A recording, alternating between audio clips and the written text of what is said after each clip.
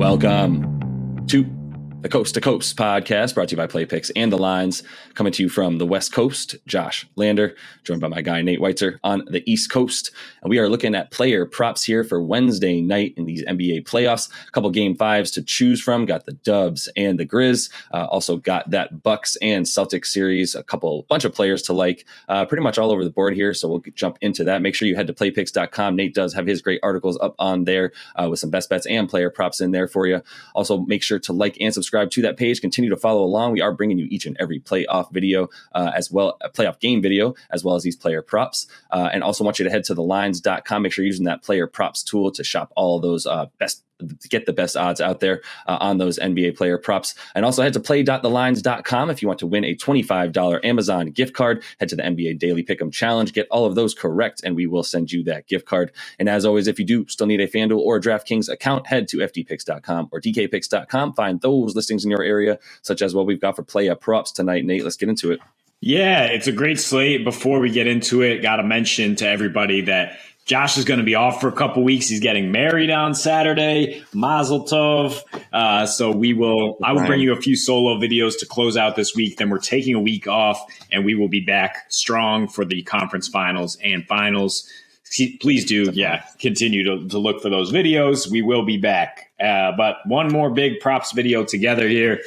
And it starts with Giannis. I mean, why would it not? We like to diversify here on the show, but this is just an obvious pick.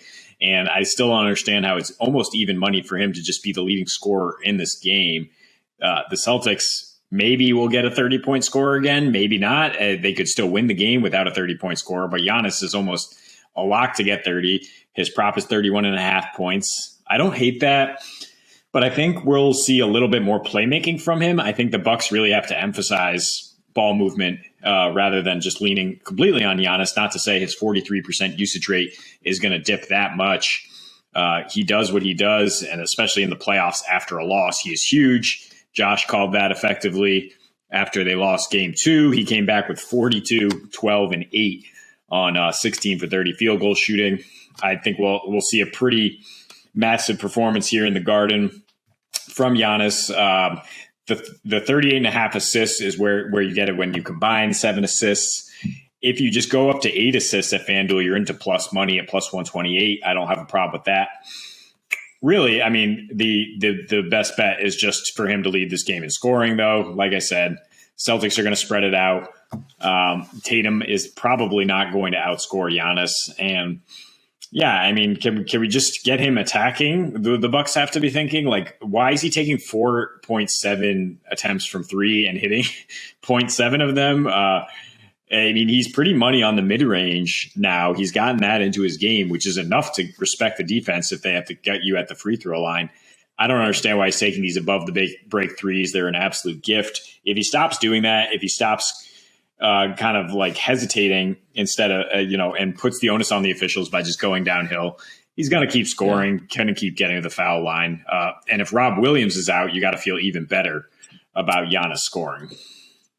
Yeah, especially if Rob Will is out. That definitely had a part to play in his last 2 really explosive performances. But yeah, I mean, it's interesting. Bill Simmons on his podcast always says, like, if I'm one team and I know, if I know that my opponent really wants me to do what I'm doing, essentially, then why would I keep doing it, right? So in this case, if the Celtics are like, thank God he just shot a 3, I don't need his elbows flying at my face while he's running to the rim full speed anymore, then why would you keep doing it? At the same time, human nature is Giannis also is getting punished by more than one person each time he goes to the rim. Usually there's 3 guys that have at least bumped him or hit him in some way before he gets to the rim from the C's. So I would also imagine that he's happy to 5 times a game be like, all right, cool, a breather. Hopefully this goes in. If not, at least I'm not getting hit anymore in the chest for a bit. So I can understand that. I love the assists as well. The 8 assists at plus money, plus 128. Yeah, I would take that as is. But I do like his points, rebounds, and assists, or combinations thereof, getting over 30 points, 32 points, and then leading the game. I do like all of it, but I do think that this is gonna. I'm a bit nervous about the points. I'm not gonna lie. That's why I started with the assists, just because in my head I'm looking at this going, 2 big games at home. Now he's back on the road where we already know he doesn't play quite as well because he doesn't get to the line as much, which is a huge part of it all. So we'll see how the refs are calling this game. I really don't want to get into them at all and bring them into the conversation, but they do come into play when you're talking about a disparity of 4 to 5 free throw attempts for Giannis on the road versus at home.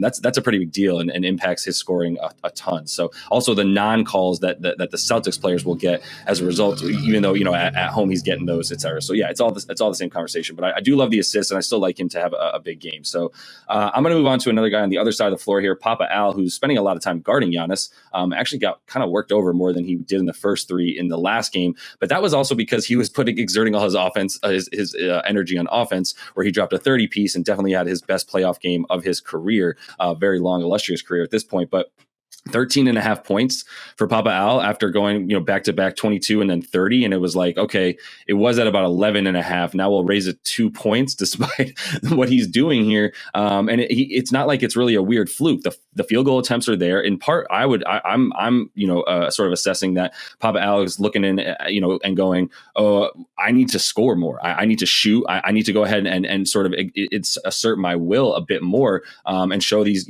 keep these young bucks in check with me and show them the energy, right? He's pushing the pace. You can see him actually like initiating the offense rather than sort of just playing passive and looking for passes. He's like playing with some pace here, and it's really nice to see. It's a big reason for it. So my point is, it's not just this weird fluky thing where he got a bunch of shots off and made them. It's what he's doing right now, and the fact that he is getting open now in the playoffs. He's at 16 points a game on almost 10 boards, 56.5% from the field. He loves playing Milwaukee, and he's on the floor for 38 minutes a game in his last 5, dating back to even the last regular season game against them, because he's the guy guarding Giannis, or at least the secondary defender, especially when Robert Williams isn't out there, and he's currently still questionable for this game. So especially with that, he's going to be in there for defense.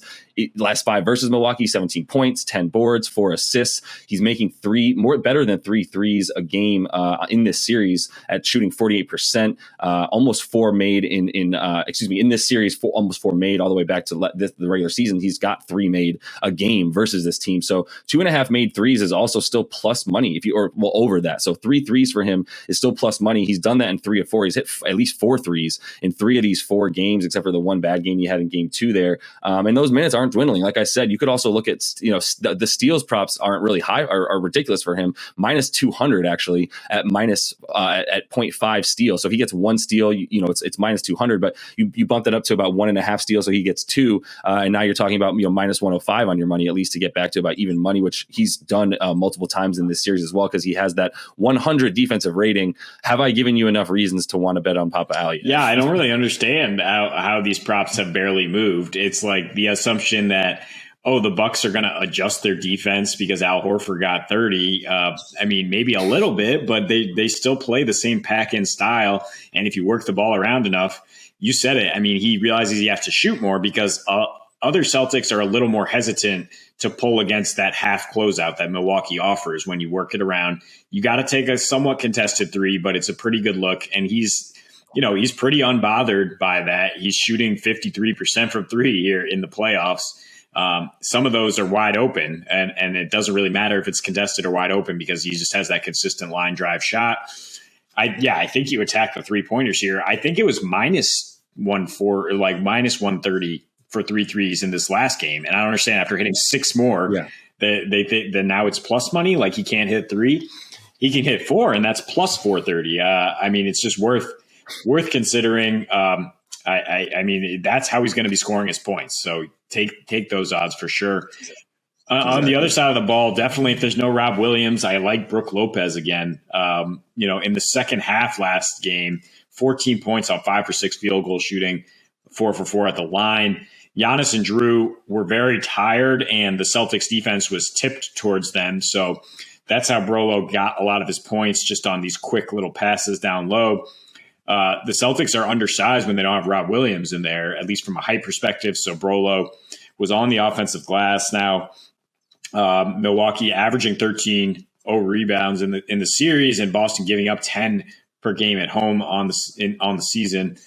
We know what Milwaukee's doing in the paint. That's how they control things. They need Brolo to guard the paint, and I guess Bobby Portis is on the outs, which I would say is more of a questionable decision by Mike Budenholzer. I think they needed to go kind of smaller and shiftier at times and keep Bobby involved in the game as a good third scoring option when they don't have Middleton. I mean, he's done well against the Celtics. He was doing well. He did great in that first game, second game. And now his confidence is kind of a little shot. And I mean, I don't think, I mean, his props have disappeared. We talked about taking the unders last game, but now books aren't even sure how to mark him. I don't know if it's a time to double down on his unders, but what I will do is take the Brolo over 11.5 points, even money. I think he'll get at least 12 points here tonight. Yeah, it seems likely. Yeah, I mean, to your point, Bobby Portis is not being played right now because of his defense, honestly. And to be fair to him, the C's are going small, getting him off the floor. You can't have him and Brook Lopez on the floor at the same time if the only big man out there is Al Horford. And you actually see Al Horford benefiting from Bobby Portis's bad defense, bad closeout defense, and also his his inability to stay in front of guys that are smaller than him. So it also just leads me to continue to like rebounds for Al Horford as well, just to finish that point, just to go back to him. But yeah, Brook Lopez is also getting the minutes now, and he's going to continue to get the minutes. You probably consider that he was still getting worked back, getting his legs under him to a degree, only coming back for the last couple weeks of the season or so. But his defense is the reason that the Bucks have the best defense in the playoffs right now, and really since he came back, have the best defensive rating in the league back to the regular season because of how well he's protecting the rim. And really, it's the combination of he and Giannis. Obviously, now you're talking about like NFL equivalent of like Ed Reed and like, you know what I mean? Like John Lynch playing in the same backfield or what have you, with two hammers and athletes. So I continue to like the Lopez minutes as well. And the fact that you called the Bobby Portis under last game, kudos to you. So now I think you take sort of the same game theory here with Brolo getting some of those points and stats that Bobby Portis was getting. So a guy here who's just going to go ahead and get his stats. I'm now just riding the Steph train, Steph Curry in that dub series. This is our only game from that Memphis dub series because I'm kind of nervous we're going to see a little bit of a weird choppy game once again in Memphis. I think they would love it for it to be 101-98 once again. Would Memphis, that means that the Dubs only scored 101 points and that's how they need to win. But Steph Curry is he's immune to everything I just said. Similar to how Luka Doncic, you could bet Dallas unders all day and you're still going to feel good about Luka getting 28 to 32 points. I feel really good about Steph doing the same here. 28.5 points is his prop, minus 102 on FanDuel. It's actually 27.5 on DraftKings if you're shopping that, but obviously much worse odds there. And then his assists, which are more over on the road. This is what you're calling as well. You brought to my attention, and I agree. 6.5 assists is plus 106 on FanDuel, which, that 7 assists seems like a lot, but I'll just start with the fact that on the road, he is in the playoffs, especially so far, he's averaging more assists, which is also true in the regular season because they are trying to shut him down. At the same time, he also averages more field goal attempts and 3-point attempts. So it's just a lot more Steph. And that's what we're going to see now is this team's offense. It's not going to just be, okay, Steph, go ahead and get it. But it is going to be Steph knowing when it's his time to just take over and go, sorry, y'all, like it's better for me to take a 32-foot shot right now off the dribble than for you guys to do anything else with it. I got this. And no one in Golden State Warriors fandom, in that crowd is going to be upset when Steph takes any shot at any point. So he has that green light. We all know that. There's no Steve Kerr. There's going to be a little bit less of that gamesmanship that you would expect with Mike Brown. I mean, he's still an extension of Kerr, but it's not the same concept, which means once again, Curry, what you saw in this last game was they needed a lift. We talked about it in the game video, a lot of weird things happening beforehand, including Kerr getting COVID for the Dubs. And that was why Steph just went ahead and said, I got this, and scored his 32 in his last, in the first two games. He averaged 25.5 points in those first two games. In the last two, 31. And it's not just because he's back at home that he scored more in those last two. It's also because it's crunch time. But we're getting closer and closer to the finals with every single game. Everybody's tightening up a little bit, especially young Jordan Poole, who there's no way you can expect him to be the best option. At the very least, he's going to have to take that backseat to Steph now that Steph's fully back and healthy, which he was not in this last series, as we saw him coming off the bench against the Nuggets. So I like everything for him tonight. I like everything for him the rest of the way. I'm just going to go ahead and continue to stay consistent with betting Steph assists and points for this one for sure. Now that they're back on the road, you've called out that they're running him off the line. He's only 9 for 33 in his last 3 games with 22 assists in those 3 games. So he's averaging better than 7 assists a game. He's also averaging better than 30 points a game, though, with 23 free throw attempts in his last 2. So this is just a smart player that can get to the rim, even though he's got a slight 6'3" frame. He's always been underrated with his finishing at the rim, where he's been finishing at the rim his whole career at the level of like a center, essentially, with that high percentage. So obviously I can't say enough about him. A 7-2 assist to turnover ratio in those last 2 games as well. So I think you like anything in terms of 7 assists, 29 to 30 points for the dude. Just feel good about Steph. Yeah, I mean, that is what he's added to his game, right? He doesn't really need to work on his shooting that much. That's pretty much perfected. But what he knows how to do now is make an array of floaters. And he's always been a smart player, always been an underrated passer. So if Memphis is going to chase him off the line and then the Warriors have an advantage in terms of numbers, he's finding those guys. That's why I like assists most. I think it's great that you're getting plus odds for what he's averaging in this series. And with Memphis down Morant, they're going to be overly aggressive like they were last game, especially on Steph, who closed out the game for the Warriors. So they're really forcing him to give it up to get off the 3-point line and find his teammates, which he'll be more than happy to do.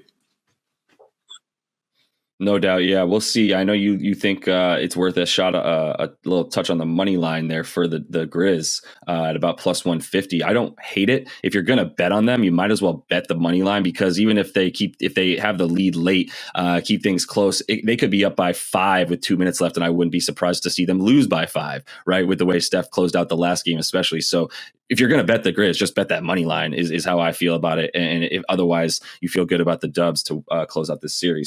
Yeah, the Celtics came back with a vengeance there in the fourth quarter. Now they're minus 5.5 as we go to Game 5 back in Boston. Total is up 2 points to 214.5 after the Bucks had their first over of the entire playoffs. I think that total will hinge a lot on the status of Rob Williams. I think if he's out again, you got to like the over again, as Boston has finally figured out some things offensively against the Bucks, and Giannis will not be stopped. So then we have the Western Conference Game 5, Golden State minus 4 as they go to Memphis trying to close out the Grizz.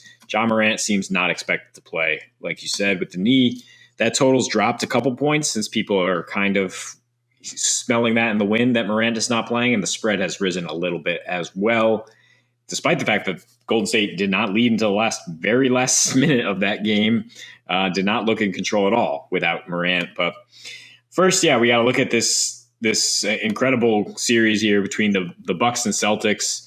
I don't understand why the Warriors are actually the futures favorite still, plus 185 at FanDuel, the way they've looked. And the winner of this series, as I'm not the only person to say, will probably go to the finals and probably win the championship. And they just fluctuate.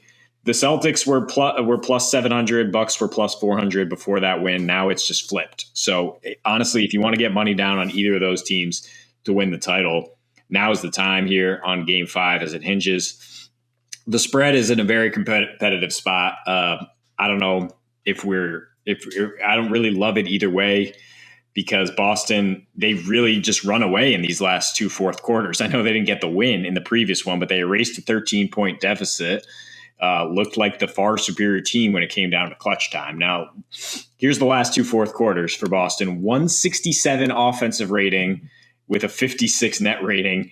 That is a 72 defensive rating in clutch time specifically. So the last 5 minutes of those fourth quarters, and out rebounding the Bucks in that with a 62% rebound rate.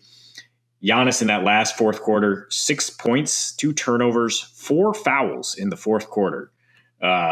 So that, I mean, if there's a different officiating crew, again, I'll say it again, that's going to call his offensive fouls more often, they're going to be in trouble. I mean, and it was weird that he just kind of lost the aggression, because he did get called for a couple of those maybe. It was weird to see Giannis just get the ball and not go downhill down the stretch, as if he didn't have the confidence that was going to work out. And then the Bucks offense just completely stagnated. They scored 28 points. Al Horford and Jason Tatum scored 28 in that final frame. Boston scored 43 on 16 for 29 field goal shooting, which I did not even think was possible, as they again erased a double-digit deficit and somehow just ran away with that game. is why I have a little reluctance to bet Bucks +5, but I do like the +170 odds for the Celtics to win by single digits here. I think it'll be right around the spread. If they do pull out the win, I don't think it's going to be easy. I don't think they're going to blow the Bucks out of the building, or even if they do, like we saw in Game 2, that might not be sustainable because they're so reliant on the 3 ball right now. So, I mean, the Bucks can come storming back. They still have an 18 points per game advantage in the paint, 7 points per game on fast break points. Their 3-point shooting has got to go up. They're shooting 26.5% the last 3. But yeah, I mean, I'm not going to bet the Bucks to win. I don't think they deserve to win. And the only thing better, I said, that to watch your team pull off a miraculous comeback is having a sense of justice after Giannis has been smacking people in the face on his way to the drive, and then he gets slammed down by old man Horford, and this exact same thing happens. But the Bucks are they're not playing team basketball down the stretch. They don't have a scheme of much sorts. It's Giannis with a 43% usage rate and Drew Holiday with a 30% usage rate. That is over the last 3 games, not just this last game. And it bites them down the stretch. They have the worst assist to turnover ratio, or the worst assist rate of any team still playing, and the worst assist to turnover ratio as well, 1.51. And so they're just not going to be reliable in terms of what do you do when it's clutch time, when you're allowed to body up on Giannis and not necessarily get whistled for those little tic-tac fouls, and he's not as confident going right to the rim. And I mean, the biggest thing was not Al Horford, which was just kind of found money for the Celtics with Jaylen Brown in foul trouble. He obviously came up big, but the biggest thing was Tatum finally figuring out how he wants to get by Wes Matthews. I mean, from the jump, being aggressive, dunking over Brook Lopez, still had his struggles at points in that game. But as Josh called out, he did get to his 30 eventually, and he did it at the exact right time. You could see him kind of exasperated, like, I know I can hit these shots. I just have to concentrate. And yeah, once he got into that rhythm and was hitting that sidestep 3 that has become his patent, basically, night, because then you have to react to everything the Celtics are doing, and then they're getting quality looks all over the floor. We saw what happened in Game 2 when they moved it enough to get quality looks from 3, and there could be a barrage of threes against this Bucks team that really sinks them at some point in the game, allows the Celtics to pull away. All fair points, all good points. I also think at times there's a couple things you're saying that I'm like, you really want that to happen, Nate. Will it happen? We'll see. But no, I think at the same time, just to give you a little shit, but at the same time, I think the thing with Tatum, to dive into that a little further, just to continue that point that you ended on. And I thank you for that, because I was going to tout myself before I did that by saying, look, I believe that this dude turned a corner. And so I thought the odds on him scoring over 28 points in that game were better than they were not, because I thought he was going to come with this type of performance. I didn't realize he was going to save 18 of those points for the fourth quarter and play like dog crap up until that point. And dog crap is definitely harsh, but being more specific, in the third quarter, the thing to talk about here is when he's driving to the lane and he's not settling for those sidestep threes. He started to hit a few of them in the fourth quarter, but only 16% of his field goal attempts in the fourth quarter, where he had all those points, were from 3.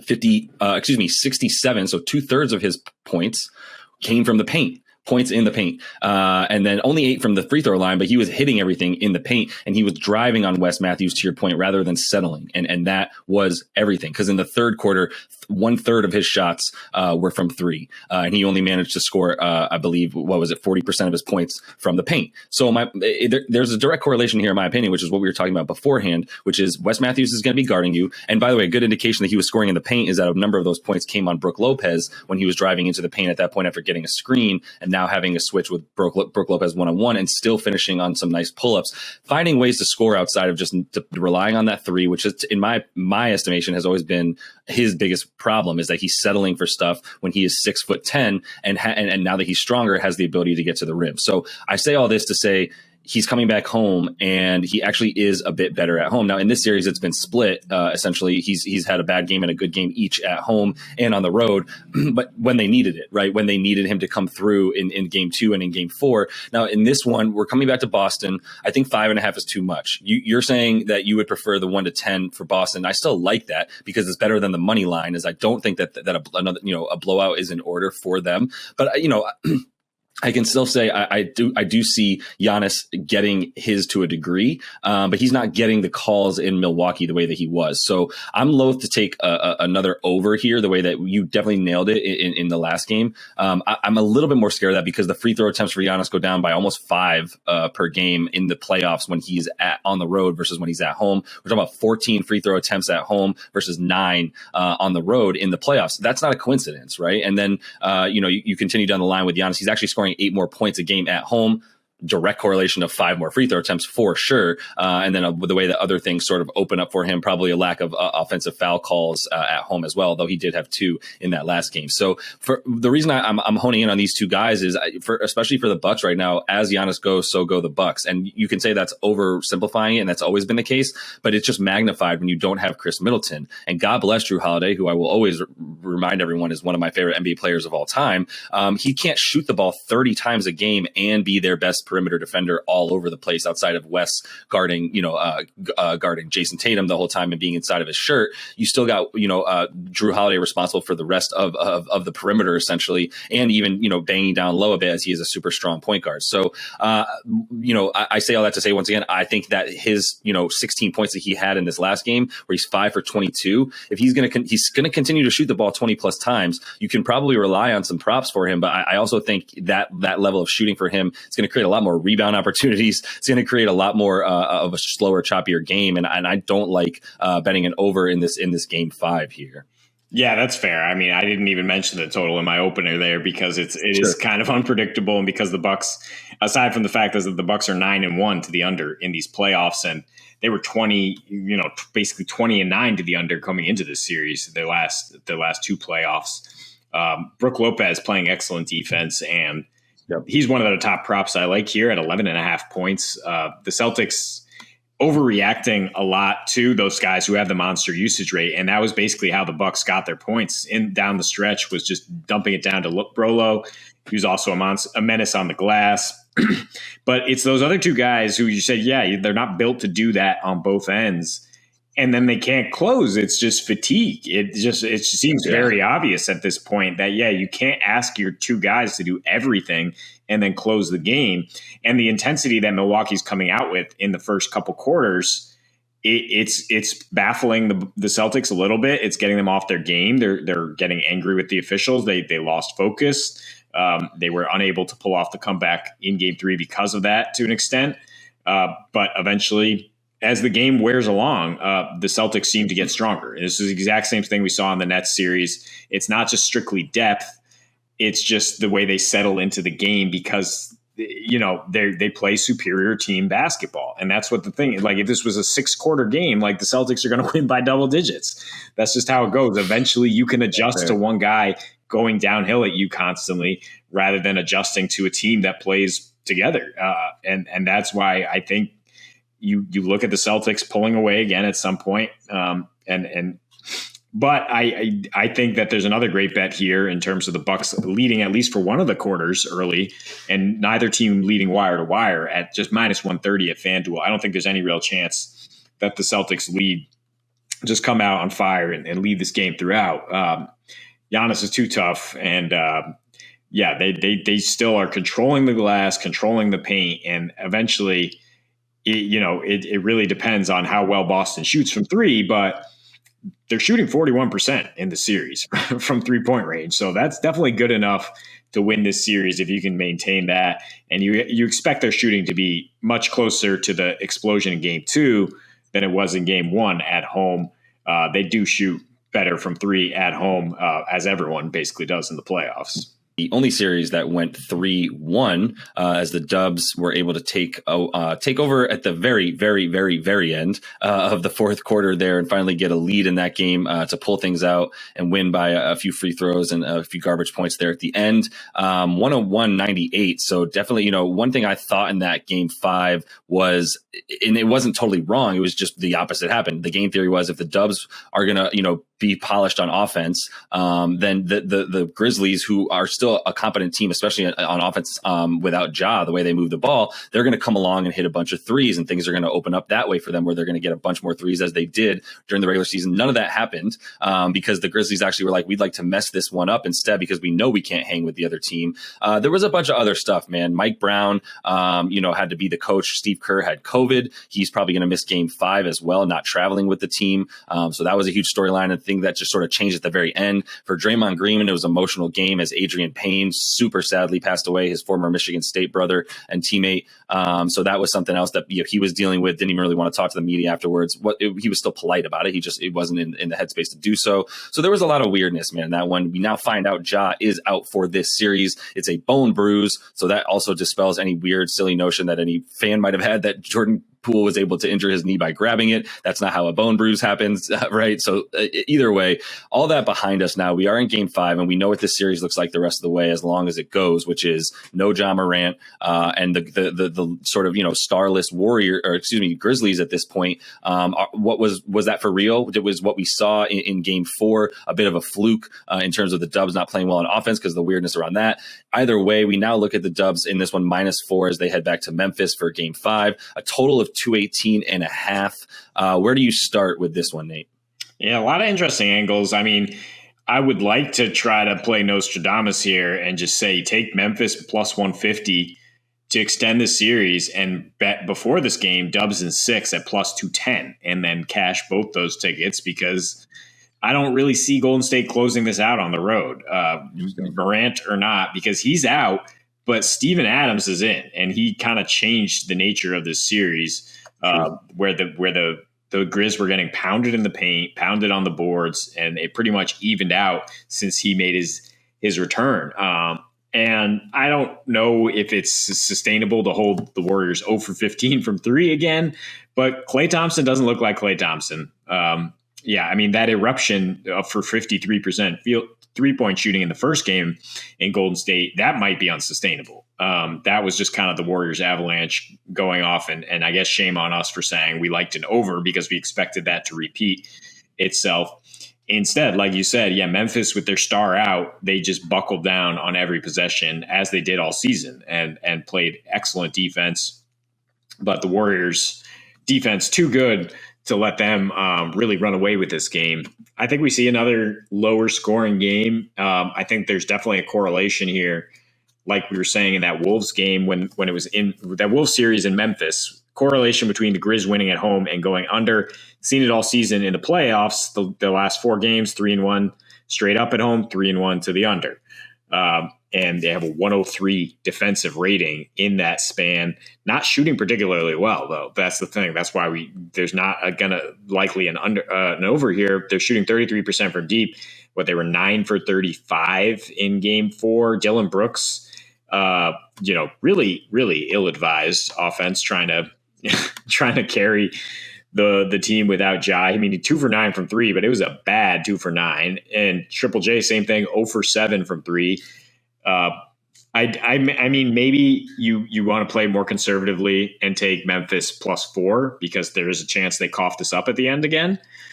But I think, they're learning on the fly here. They will be able to close out a close game eventually, I think.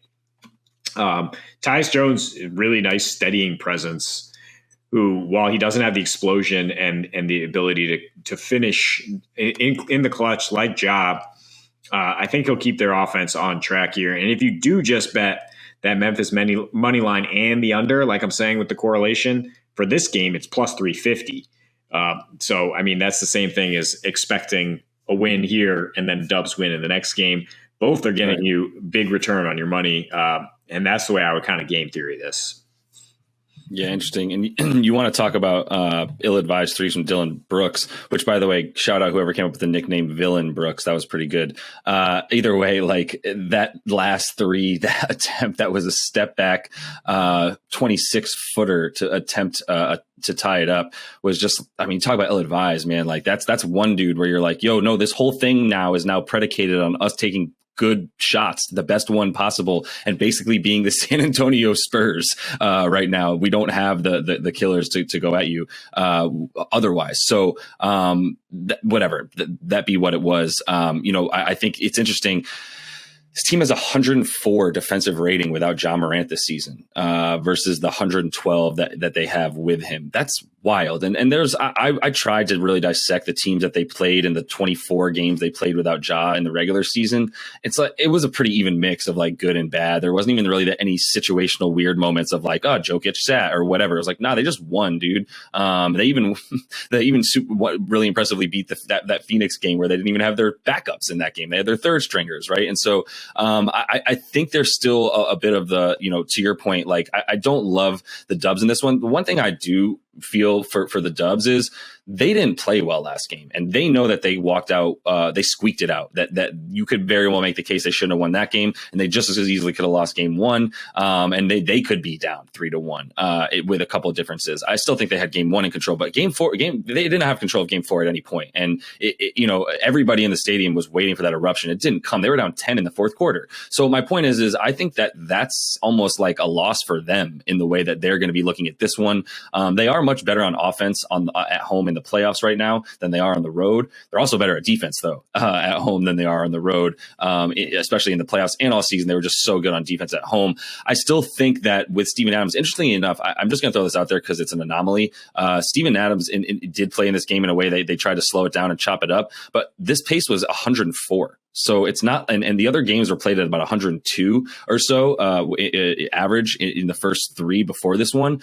So I still agree with you that, the Steven Adams is 27 minutes in this game. And the fact that then you got Kyle Anderson playing 22 and who is the other one I was looking for here? Brandon Clark down to 11, meaning, they're not playing nearly as many of those small ball lineups is the point. I think that's probably continuing to be what we see from them. That's the only way that they can win right now is a little bit more in and out. They were also just getting murdered on the in the paint and on the boards in a way that to a team against the Warriors that they should have been better than. Yeah. And that was obviously a direct result of Steven Adams not being in. I think, with him back now, I do lean under in this, but I think I would like to get a bit more, if maybe get up the line there for Memphis. I would feel better with them at about +8.5, to be honest with you, because even if they do, like it was a 3-point game after they were down 10, in the fourth in this last game for the Dubs, that could easily have been 5 points if they're a little bit closer. It just scares me a little bit more. And as we were talking about, the other game that we're going to be watching on Wednesday night in the Bucks and the C's, I personally also felt the same way about the Bucks losing by less than 10 points. Which you also agreed with. So you said Celts 1-10. I would say I also like Bucks all teased up to about 9.5 with the other dog here in terms of Memphis teased up to 9.5 as well. You could also consider Memphis coming out really hot and strong in the first quarter. But I think we're going to learn a lot about the Warriors team we're going to see in this first half, because I don't think they're going to be capable of going down double digits in this one and making the same type of comeback that they did in the last game. No, because they're not winning the battle in the paint. Like you said, it was 59-43 in paint points the first three games, and then they lose that by 14 with Steven Adams in there, the strongest man in the NBA, as most refer to him. I don't think it's, and they're only shooting 32% from three in the series now. They have that one spike game that's really pulled the average up. Otherwise, they're way below 30%. Clay, again, does not look like Clay. He's 0 for 7 from 3, 6 for 20 from the field, had his shit punched a couple times. And without Ja, the reason I like the under so much is that, 16 Warriors turnovers, only 11 points off turnover for Memphis. Like with Ja in there, that's like 23, 25 points right there. Fast. 13 fast break points for Memphis.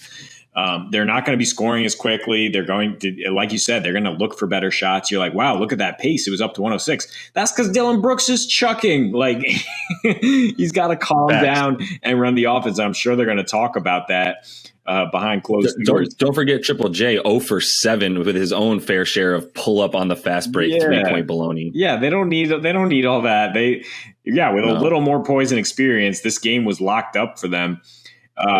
And I think that they can at least remain close down the stretch. I do like your idea of a teaser shocker, right? I like the tease here. I like the safe play. But I would just think Memphis +8 in the total here at 222. Maybe you can get it when it dips up a little bit. But right now it's just on the way down because people saw no offense in this last game.